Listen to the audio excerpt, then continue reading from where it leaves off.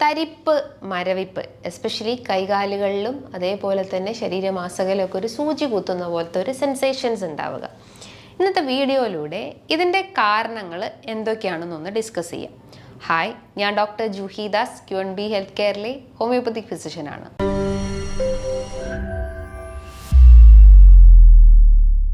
നമ്മുടെ ശരീരത്തിൽ trillions of നാഡികളുണ്ട്. ഓരോ നാഡികൾക്കും ഓരോ ധർമ്മമാണുള്ളത്. മോട്ടോ നെർവ്സ് ഉണ്ട്, അതേപോലെ തന്നെ സെൻസറി നെർവ്സ് ഉണ്ട്, ഓട്ടോണോമിക് നെർവ്സ് ഉണ്ട്. മോട്ടോ നെർവ്സ് എന്ന് പറയുമ്പം എസ്പെഷ്യലി പേശികൾക്ക് ഉത്തേജനം കൊടുക്കുന്നതാണ് മോട്ടോർ, അല്ലെങ്കിൽ മൂവ്മെൻറ്റ്സിന് സഹായിക്കുന്നതാണ് മോട്ടോർ എന്ന് പറയുന്നത്. അതായത് നമ്മുടെ പേശികൾക്കൊന്ന് സ്റ്റിമുലേറ്റ് ചെയ്യാൻ വേണ്ടിയിട്ട് അവിടെ നാഡികളുടെ സപ്ലൈ ഉണ്ടെങ്കിലേ ഉള്ളൂ അത് കൃത്യമായിട്ട് ഒരു മൂവ്മെൻറ്റ്സ് കാണിക്കുള്ളൂ. ജസ്റ്റ് കൈയൊന്ന് ലിഫ്റ്റ് ചെയ്യുക, അല്ലെങ്കിൽ ഒരു സാധനം ഹോൾഡ് ചെയ്യുക, ഇവിടെയൊക്കെ മസിൽസും നാഡികളും കൂടുതലായിട്ടും വർക്ക് ചെയ്യുന്നുണ്ട്. അപ്പം മസിൽസ് അവിടെ വീക്കായി കഴിഞ്ഞാൽ ഓട്ടോമാറ്റിക്കലി നെർവ്സ് ഡാമേജ് ആവും. അതേപോലെ തന്നെ പ്രൊപ്പോർഷണലായിട്ട് നെർവ്സ് വീക്കായി കഴിഞ്ഞാൽ അവിടെ പേശികളും വീക്കാവും. അങ്ങനെ മൂവ്മെൻറ്റ്സിൽ ഇംബാലൻസ് വരുത്തുന്നതാണ്. ഇനി രണ്ടാമത്തെ ഒരു നെർവ്സ് എന്ന് പറയുന്നത് സെൻസറി നെർവ്സ് ആണ്. സെൻസറി എന്ന് പറയുമ്പം നമ്മൾ ജസ്റ്റ് ഒരു ചൂടുള്ള വസ്തുക്കളെ തൊട്ട് കഴിഞ്ഞാൽ നമ്മൾ പെട്ടെന്ന് കൈ എടുക്കുന്നു.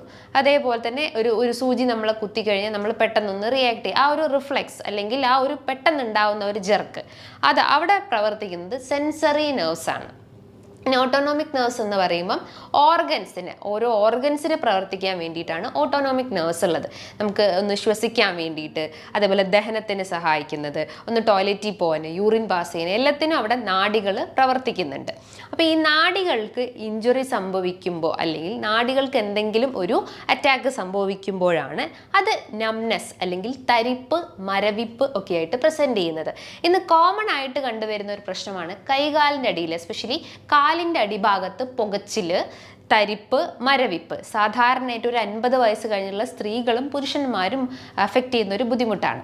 ഇതിൻ്റെ മെയിൻ കാരണം അവരൊരു ഹിസ്റ്ററി നമ്മൾ എടുത്തു നോക്കിക്കഴിഞ്ഞാൽ അവർക്ക് ഡയബറ്റിസിൻ്റെ ഒരു ഹിസ്റ്ററി ഉണ്ടാവും, അല്ലെങ്കിൽ ഡയബറ്റിസ് അണ്ടർ മെഡിക്കേഷൻസ് ആയിരിക്കും. അപ്പോൾ ഡയബറ്റിക്കിൻ്റെ ഒരു കോംപ്ലിക്കേഷൻ സ്റ്റേജാണ് ഡയബറ്റിക് ന്യൂറോപ്പതി എന്ന് പറയുന്നത്. അല്ലെങ്കിൽ ഈ കൈകാലുകൾക്ക് ഉണ്ടാവുന്ന, നാഡികൾക്ക് ഉണ്ടാവുന്ന വീക്ക്നെസ്സിനെയാണ് നമ്മൾ ന്യൂറോപ്പതി എന്ന് പറയുന്നത്. എസ്പെഷ്യലി പെരിഫറൽ ന്യൂറോപ്പതി, നമ്മുടെ കൈകാലുകൾക്ക് എഫക്റ്റ് ചെയ്യുന്നത് കൊണ്ട് തന്നെ അതിന് പെരിഫറൽ ന്യൂറോപ്പതി എന്നാണ് പറയാറ്. അപ്പോൾ ഈ ഡയബറ്റിക് ന്യൂറോപ്പതി അതിൻ്റെ ഒരു കോംപ്ലിക്കേഷൻസ് ആണ്. അതായത് ഡയബറ്റിസിൻ്റെ ഒരു കോംപ്ലിക്കേഷൻ സ്റ്റേജാണ് ഡയബറ്റിക് ന്യൂറോപ്പതി എന്ന് പറയുന്നത്.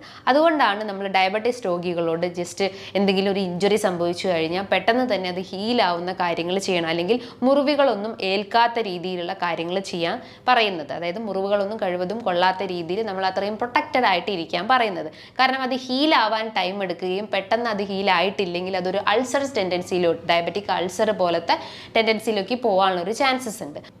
ന്യൂറോപ്പതിൻ്റെ ഒരു റീസൺ ആണ് ഞാൻ ഈ പറഞ്ഞിട്ടുള്ളത് ഡയബറ്റിസ് എന്ന് പറയുന്നത്. അതേപോലെ തന്നെ നിങ്ങൾക്ക് മറ്റെന്തെങ്കിലും അസോസിയേറ്റ് ചെയ്തിട്ടുള്ള complaints, especially autoimmune disorders ഒക്കെ ഉണ്ടെങ്കിലും അതിനോട് ഭാഗമായിട്ടും നിങ്ങൾക്ക് ഇത്തരം കംപ്ലയിൻസ് പ്രസൻറ്റ് ചെയ്യാവുന്നതാണ്. എസ്പെഷ്യലി തൈറോയ്ഡ് രോഗികൾക്കൊക്കെ ഒരു സ്റ്റേജ് എത്തിക്കഴിഞ്ഞാലും അവരിങ്ങനത്തെ കംപ്ലയിൻസ് പറയാറുണ്ട്, കാലുകൾക്ക് ഉണ്ടാകുന്ന തരിപ്പ്, മരവിപ്പ് പ്രശ്നങ്ങൾ. അതേപോലെ തന്നെ മറ്റെന്തെങ്കിലും ഡെഫിഷ്യൻസീസ് ഉണ്ടെങ്കിൽ, വൈറ്റമിൻ ഡിയുടെ ഡെഫിഷ്യൻസിയോ അല്ലെങ്കിൽ കാൽഷ്യത്തിൻ്റെ ഡെഫിഷ്യൻസിയോ ഒക്കെ ഉണ്ടെങ്കിലും ഈ പ്രശ്നങ്ങൾ ക്രിയേറ്റ് ചെയ്യാവുന്നതാണ്. അതേപോലെ ചില കേസസിൽ നമുക്ക് ഉപ്പൂറ്റീൻ്റെ ഭാഗത്ത്, ഹീൽ റീജിയൻ്റെ അകത്ത് അവിടെയൊക്കെ തരിപ്പ് കൂടുതലായിട്ടും പ്രസൻറ്റ് ചെയ്യുന്ന, അല്ലെങ്കിൽ ഒരു വേദനയൊക്കെ പ്രസൻറ്റ് ചെയ്യാറുണ്ട്. അതിൻ്റെ കോസസ് വേറെ തന്നെയാണ്.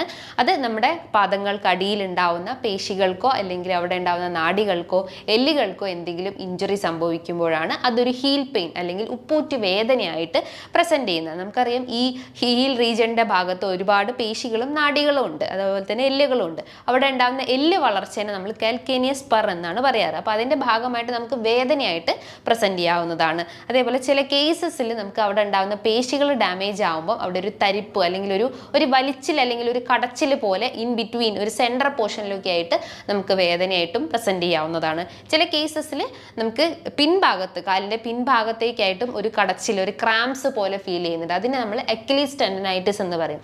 അതും ഒരു ടൈപ്പ് ഓഫ് ഇൻഫ്ലമേഷൻസ് അല്ലെങ്കിൽ നീർക്കെട്ടിനെയാണ് സൂചിപ്പിക്കുന്നത്. അപ്പോൾ അതൊരു ടൈപ്പ് ഓഫ് പെയിൻ ആണ്. എന്നാൽ അത് നമുക്ക് അതും അവിടെ നാഡികളാണ് കൂടുതലായിട്ടും പ്രവർത്തിക്കുന്നത്. ആ നാഡികൾക്ക് കംപ്രഷൻ വരുമ്പോഴും നമുക്ക് വേദനയായിട്ട് പ്രസന്റ് ചെയ്യാവുന്നതാണ്. ഇത് നമ്മുടെ കാലിന്റെ ഭാഗത്ത് മാത്രമാണ്. ഇനി നമുക്ക് പല ബോഡി പാർട്സിലും ഈ ഒരു വേദനയും തരിപ്പും പ്രസന്റ് ചെയ്യാവുന്നതാണ്. ചില കേസസിൽ ആളുകൾ പറയാറുണ്ട് കഴുത്തിന്റെ ഭാഗത്തായിട്ട് തരിപ്പും വേദനയും പ്രസന്റ് ചെയ്യുന്നുണ്ട്. അതിന്റെ റീസൺ എന്താണ്? സെർവൈക്കൽ സ്പോണ്ടൈലൈറ്റിസ്, അല്ലെങ്കിൽ അവിടെയും നാഡികൾക്ക് ഉണ്ടാവുന്ന കംപ്രഷൻ മൂലമാണ് നമുക്കത് വേദനയായിട്ട് പ്രസന്റ് ചെയ്യുന്നത്. അതായത് ആ സെർവൈക്കൽ റീജിയനിൽ ഉണ്ടാവുന്ന കശേരുക്കൾക്ക് ഇഞ്ചുറി സംഭവിക്കുക, അല്ലെങ്കിൽ അവിടെ തേയ്മാനം സംഭവിക്കുമ്പോൾ അവിടെ ഉണ്ടാവുന്ന നാഡികൾ വീക്കാവുകയും അല്ലെങ്കിൽ പേശികൾ വീക്കാവുകയും അങ്ങനെ നമുക്ക് വേദനയായിട്ട് പ്രസന്റ് ചെയ്യാവുന്നതാണ്. അത് കൈകളിലോട്ട് ഇറങ്ങി വരാനുള്ള ഒരു ചാൻസസ് ഉണ്ട്. അതേപോലെ തന്നെ കൈകൾക്ക് ഉണ്ടാവുന്ന തരിപ്പ് മരവിപ്പിന്റെ ഒരു റീസൺ എന്ന് പറയുന്നത്, നമുക്കറിയാം നമ്മുടെ കൈകളിൽ ഒത്തിരി നാഡികൾ കടന്നു പോകുന്നുണ്ട്. അതിലൊന്നാണ് മീഡിയൻ നെർവ് എന്ന് പറയുന്നത്. മീഡിയൻ നെർവ് എന്ന് പറയുമ്പം ഈ റിസ്റ്റിന്റെ ഭാഗത്തായിട്ട് ഒരു ടണലുണ്ട്. ആ ടണലിനുള്ളിലൂടെ കടന്നു പോകുന്ന ഒരു നാഡിയാണ് മീഡിയൻ നെർവ് എന്ന് പറയുന്നത്. അത് എസ്പെഷ്യലി ഈ 3 വിരലിലേക്കാണ് അതിന്റെ ഒരു സർക്കുലേഷൻ അല്ലെങ്കിൽ സപ്ലൈ വരുന്നത്. അപ്പൊ ഈ ഇഞ്ചുറി അല്ലെങ്കിൽ ഈ റിസ്റ്റിന് എന്തെങ്കിലും ഒരു ഇടി കിട്ടുക, അല്ലെങ്കിൽ ജസ്റ്റ് ഒരു ഇഞ്ചുറി കിട്ടുമ്പം അപ്പൊ ആ റിസ്റ്റിന്റെ ഇടയിൽ ആ ഒരു നാഡികൾ കംപ്രസ്ഡ് ആയി പോകുന്നു അല്ലെങ്കിൽ കുടുങ്ങി പോകുന്നു. അങ്ങനെയാണ് നമുക്ക് കൈകളിലോട്ട് തരിപ്പ് വരുന്നത്. അതൊരു ടൈപ്പ് ഓഫ് ഇൻഫ്ലമേഷൻസ് തന്നെയാണ്, കൈകൾക്ക് ഉണ്ടാകുന്ന ഒരു ടൈപ്പ് ഓഫ് ഇൻഫ്ലമേഷൻസ് തന്നെയാണ്. അതിന് ജസ്റ്റ് നിങ്ങൾക്ക് ഒരു എക്സസൈസ് ഒക്കെ ചെയ്യാവുന്നതാണ്. ജസ്റ്റ് ഒരു സ്മൈലി ബോൾ വെച്ചിട്ട് ജസ്റ്റ് കൈ ഇങ്ങനെ ഹോൾഡ് ചെയ്ത് നിർത്തുക. അതേപോലെ തന്നെ ജസ്റ്റ് കൈ ഫ്രണ്ടിലോട്ട് വെച്ചിട്ട് ഒരു ബാക്ക്വേർഡ് പ്രഷർ കൊടുക്കുക.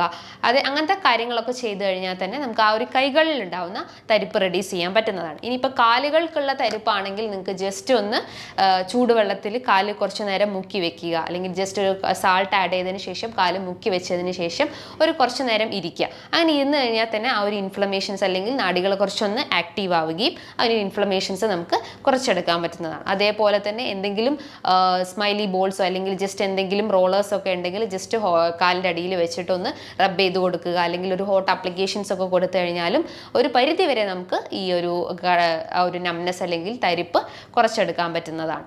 അതേപോലെ എന്തെങ്കിലും ഡെഫിഷ്യൻസീസ് ഒക്കെ ഉണ്ടെങ്കിൽ നിങ്ങൾ അത് ആദ്യം കറക്റ്റ് ചെയ്യാൻ ശ്രമിക്കുക. വൈറ്റമിൻ ഡി അല്ലെങ്കിൽ വൈറ്റമിൻ B12 ഒക്കെ ഡെഫിഷ്യൻസീസ് ഉണ്ടെങ്കിൽ മെയിൻ സിംറ്റം ആണ് കാലുകൾക്ക് ഉണ്ടാകുന്ന ഈ തരിപ്പും മരവിപ്പും. എസ്പെഷ്യലി ഏജ്ഡ് ആയിട്ടുള്ള ആളുകൾക്ക് മെയിൻ ആയിട്ടും പ്രസന്റ് ചെയ്യുന്ന ഒരു സിംറ്റമാണ് ഈ ഒരു തരിപ്പിന്റെ പ്രശ്നങ്ങൾ. അപ്പം വൈറ്റമിൻ B12 നിങ്ങൾ നിർബന്ധമായിട്ട് ഒന്ന് ചെക്ക് ചെയ്യേണ്ടതുണ്ട്. വൈറ്റമിൻ ഡിന്റെ അതേ സെയിം ആക്ഷൻ തന്നെയാണ് വൈറ്റമിൻ B12 ചെയ്യുന്നത്.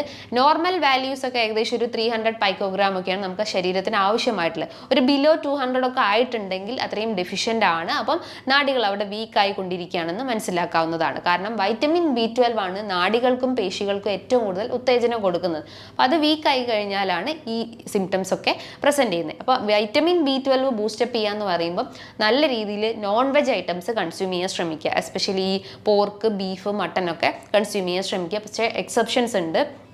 ഫാറ്റി ലിവർ കംപ്ലയിൻസ് ഒക്കെ ഉള്ള ആളുകൾക്ക് ആ റെഡ് മീറ്റ് ഒന്നും കൺസ്യൂം ചെയ്യാനുള്ള ആ ഒരു ടെൻഡൻസി ഉണ്ടാവില്ല. കാരണം അത് ബോഡിയിൽ ഒരു ഇൻഫ്ലമേഷൻസ് ക്രിയേറ്റ് ചെയ്യുന്നുണ്ട്. അപ്പം റെഡ് മീറ്റ് ചില കേസസിൽ നമ്മൾ ഒഴിവാക്കേണ്ടതുണ്ട്. എന്നാൽ ഈ ഒരു ഡെഫിഷ്യൻ്റ് ആണെങ്കിൽ നമുക്കത് കഴിക്കാവുന്നതാണ്. അതേപോലെ തന്നെ നട്ട്സ് ഐറ്റംസ്, കാഷ്യൂ, ബദാം, വാൽനട്ട്സ് ഒക്കെ നിങ്ങൾക്ക് കൺസ്യൂം ചെയ്യാവുന്നതാണ്. അതേപോലെ തന്നെ ലീഫി വെജിറ്റബിൾസ്, ധാന്യങ്ങളൊക്കെ, റാഗി, മുത്താറിയൊക്കെ ഇടയ്ക്കിടയ്ക്ക് കഴിക്കുന്നത് ഒരു പരിധിവരെ നാഡികൾക്ക് സ്ട്രെങ്ത് കൊടുക്കുന്നതാണ്. ശരീരഭാരം അതിനോടൊപ്പം നിയന്ത്രിക്കേണ്ടതുണ്ട്. ശരീരഭാരം കൂടിക്കഴിഞ്ഞാലും ചില കേസസിൽ നമുക്ക് ഈ പ്രശ്നങ്ങൾ ക്രിയേറ്റ് ചെയ്യുന്നുണ്ട്. അപ്പോൾ കൃത്യമായിട്ട് വർക്കൗട്ട്, ബോഡിക്ക് വാമപ്പ് എക്സസൈസ് ഒക്കെ ചെയ്യാൻ ശ്രമിക്കുക, കാർഡിയക് എക്സസൈസ് ഒക്കെ ചെയ്യാൻ ശ്രമിക്കുക. പക്ഷേ എക്സെപ്ഷൻസ് എന്ന് പറഞ്ഞു കഴിഞ്ഞാൽ നമുക്ക് നടുവിന് എന്തെങ്കിലും ഡിസ്കിൻ്റെ ബൾജ് പ്രശ്നങ്ങളോ അങ്ങനെ എന്തെങ്കിലും ഉണ്ടെങ്കിൽ വെയിറ്റ് ലിഫ്റ്റിംഗ് എക്സസൈസ് ഒന്നും ചെയ്യരുത്.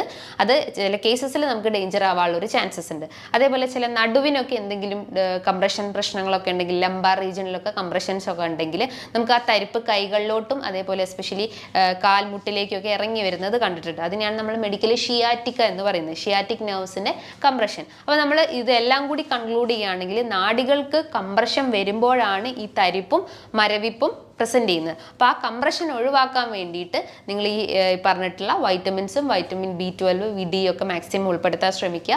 കൃത്യമായിട്ടുള്ള വർക്കൗട്ടും അതേപോലെ വാട്ടർ ഇൻടേക്ക് ഒന്ന് മെയിൻറ്റെയിൻ ചെയ്ത് കഴിഞ്ഞാൽ ഒരു പരിധി വരെ നമുക്ക് ഈ ഒരു ഇൻഫ്ലമേഷൻസും അതേപോലെ തന്നെ സ്വെല്ലിംഗ് അതേപോലെ തന്നെ നംനെസ് ഒക്കെ റെഡ്യൂസ് ചെയ്യാൻ പറ്റുന്നതാണ്. ഇനി ഇതുമായി ബന്ധപ്പെട്ട് നിങ്ങൾക്ക് എന്തെങ്കിലും ഡൗട്ട്സ് ഒക്കെ ഉണ്ടെങ്കിൽ ജസ്റ്റ് താഴെ കാണുന്ന നമ്പറിൽ ഒന്ന് കോൺടാക്ട് ചെയ്യാവുന്നതാണ്. നല്ലൊരു ഹെൽത്ത് ടോപ്പിക്കുമായി വീണ്ടും കാണാം. Thank you.